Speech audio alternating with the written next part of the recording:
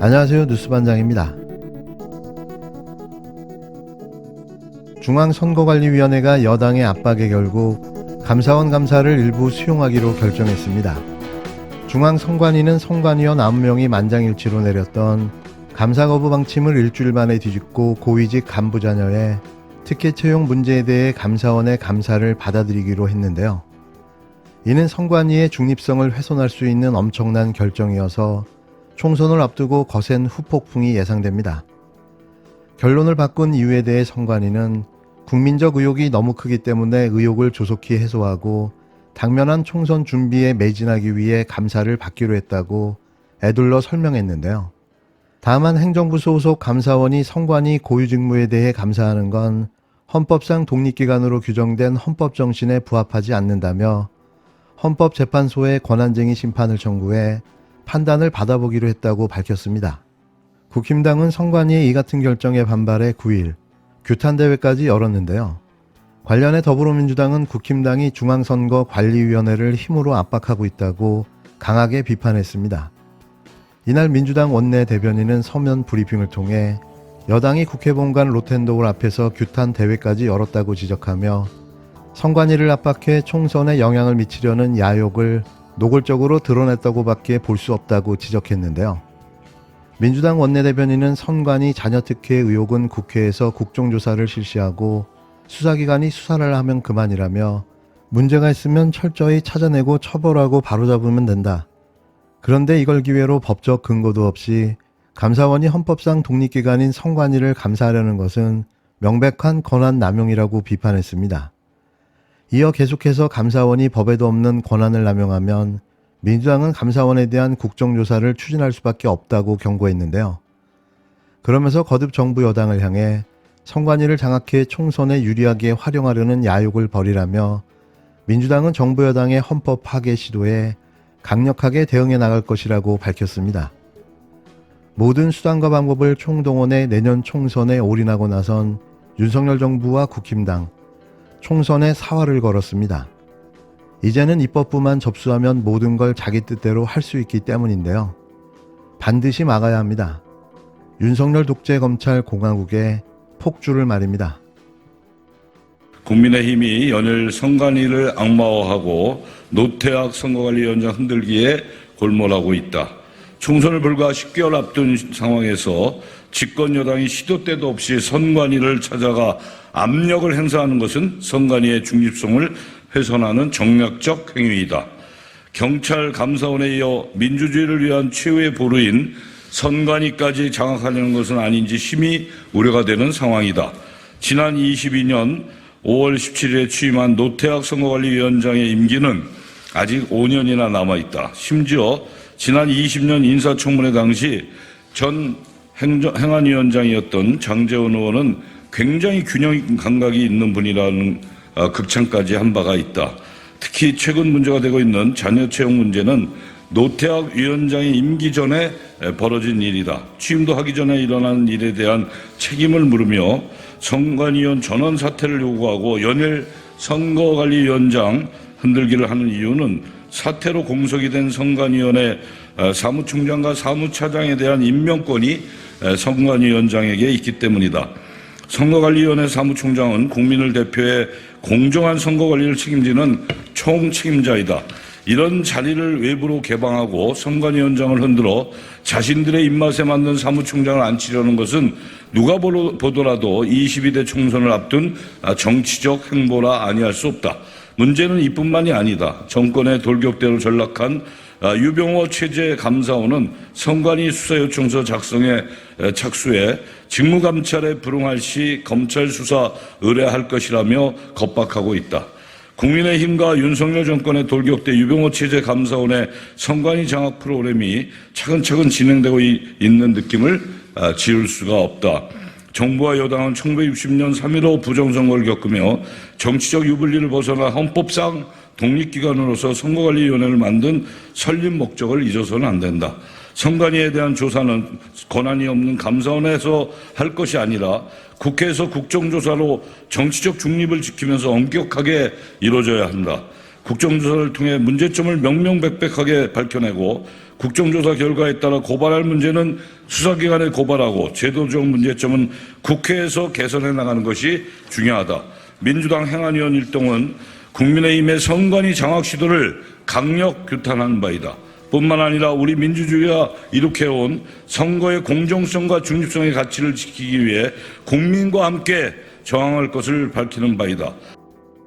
차기 방송통신위원장 후보로 거론되고 있는 이동관 대통령실 대외협력특보가 아들 학폭 은폐 의혹이 일자 당시 학교 선도위가 전학 처분을 내렸고 이에 따랐다는 해명을 내놨지만 정작 학교 측은 선도위를 연 적이 없다고 밝혀 거짓 해명 논란까지 불거지고 있습니다.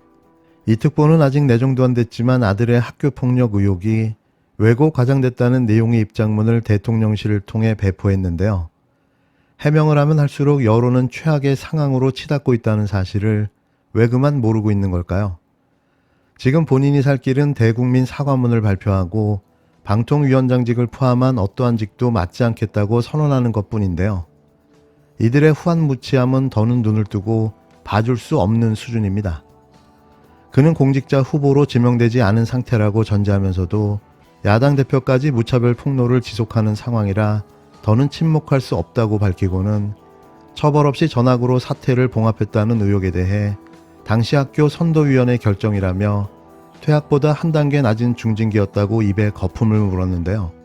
그러면서 입시 불이익 우려에도 전직 고위공직자 신분이라 조건 없이 받아들였다고 주장했습니다. 그런데 9일 한겨레는 이 특보의 해명과 달리 선도위가 열리지 않은 것으로 확인됐다며 어떤 공식 징계 절차도 거치지 않은 채 아들이 스스로 학교를 옮기는 것으로 당시 사태가 정리된 것으로 보인다고 보도했는데요. 한겨레는 장경태 더불어민주당 의원실을 통해 받은 하나고 답변 자료를 보면 하나고는 2012년 이 특보의 아들 이 씨의 문제를 다루기 위한 선도위원회를 개최하지 않았다고 답변했다고 전했습니다. 하나고는 답변 자료에서 2012년 이 특보 아들에 대한 학생 선도위원회가 개최된 사실이 없으며 이에 따라 관련 자료 또한 없다고 밝혔는데요.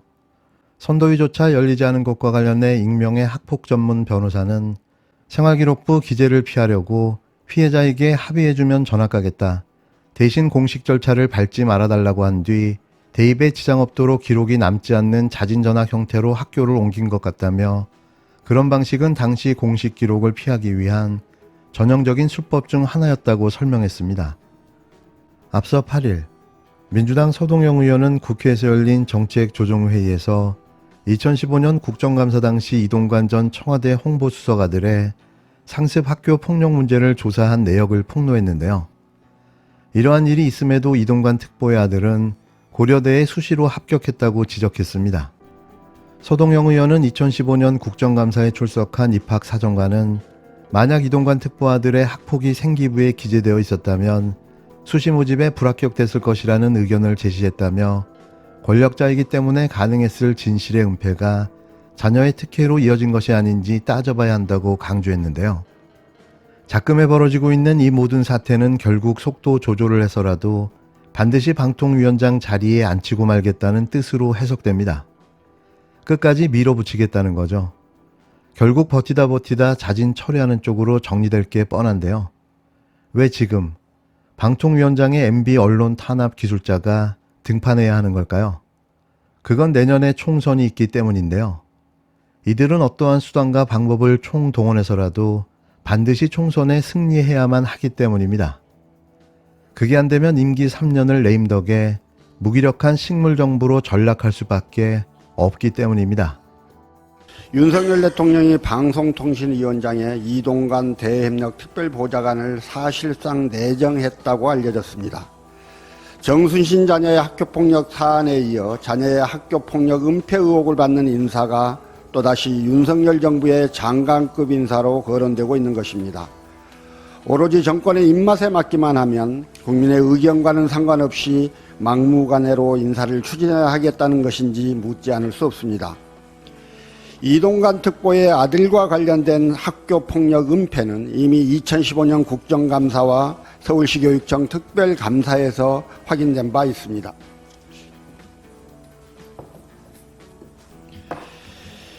2015년 국정감사 당시 이동관 특보 아들로부터 학교폭력을 당한 피해자의 진술서가 공개되었는데 거기에는 작년 3, 4월부터 이유 없이 팔과 가슴을 수차례 때렸는데 강도가 좀 세져서 멍도 많이 들었습니다. 책상에 머리를 300번 부딪히게 하는 등의 행위를 하였습니다. 누구누구와 나를 같이 불러서 둘이 싸워서 이긴 사람만 살려준다고 하고 어떨 때는 나보고 누구누구를 때리라고 해서 약하게 때리거나 때리지 않으면 나를 때렸습니다. 라고 기재되어 있습니다. 직접 폭행을 행사함은 물론 학급 동기 간의 구타를 시키는 등 아주 심각한 학교 폭력임을 알 수 있습니다.